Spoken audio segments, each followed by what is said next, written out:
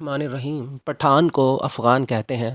افغان اس لیے کہتے ہیں کہ افغان حضرت سلیمان علیہ السلام کے ایک بیٹے کا نام تھا اور ان کو جنات کی زبان سے پیار ہو گیا تھا، تو انہوں نے اپنے والد حضرت سلیمان علیہ السلام سے کہا کہ آپ جنات کو حکم دیں کہ مجھے اپنی زبان سکھائیں۔ سلیمان علیہ السلام نے اپنے بیٹے کی درخواست قبول کی اور جنات کو حکم دیا افغان کو جنات کی زبان سکھائی جائے۔ وہ زبان بعد میں پختونوں کے نام سے پہچانا گیا۔ پٹھان کی اصلیت اور قومیت کے بارے میں جو دلائل ہیں وہ یہ کہ پٹھان حضرت ابراہیم علیہ السلام کی اولاد میں سے ہیں اور حضرت اسحاق علیہ السلام کی اولاد ہیں، اور قومیت سے بنی اسرائیل ہیں۔ انگریز مورخین لکھتے ہیں کہ پٹھان قوم ارجینیا کے ایک حصے میں رہتے تھے۔ ارجینیا کے لوگوں کا دعویٰ ہے کہ افغان یا پٹھان ارجینیا ہم میں سے ہیں، کیونکہ البانیہ کے اوغان جو کہ بعد میں افغان بنا ارجینیا سے ہندوستان کی طرف چل پڑے۔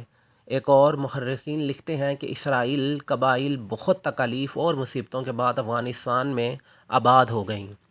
جب حضور اکرم صلی اللہ علیہ وآلہ وسلم نے اسلام کی تبلیغ شروع کی اور لوگ جوک در جوک اسلام میں داخل ہونے لگے، تو اس وقت پٹھان قوم کا سردار جس کا نام قیس عبد الرشید تھا اپنے پورے خاندان کے ساتھ محمد صلی اللہ علیہ وآلہ وسلم کے حضور میں حاضر ہوا اور محمد صلی اللہ علیہ وآلہ وسلم کے ہاتھ پر بیعت کی۔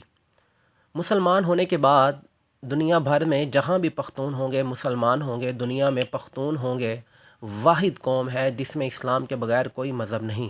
اگر پختون سے پوچھا جائے کہ آپ پہلے مسلمان ہیں یا پختون، تو جواب ہوگا میں 5000 سال سے پختون ہوں اور 1400 سال پہلے مسلمان ہوں۔ افغان قوم کو پٹھان کیوں کہا جاتا ہے؟ جب کافروں نے مکہ پر قبضہ کر لیا تو آپ صلی اللہ علیہ وآلہ وسلم نے حضرت خالد بن ولید رضی اللہ تعالیٰ عنہ کو حکم دیا کہ جاؤ اپنے افغانیوں کو بلاؤ۔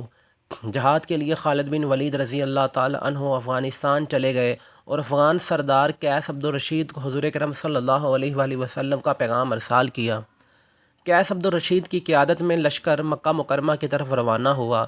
شام کو صحابہ کرام نے حضور اکرم صلی اللہ علیہ وآلہ وسلم کو خوشخبری سنائی کہ افغانی لشکر آتے ہی کافروں کا قتل عام شروع کر دیا اور تمام کافروں کا خاتمہ کر دیا اور مکہ مکرمہ کو افغانیوں نے فتح کر لیا۔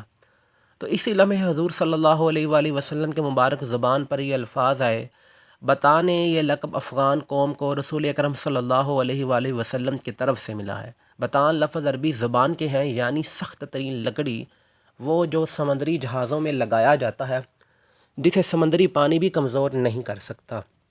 یہ لفظ جب برِ صغیر پہنچا تو بتان سے پٹھان ہو گیا۔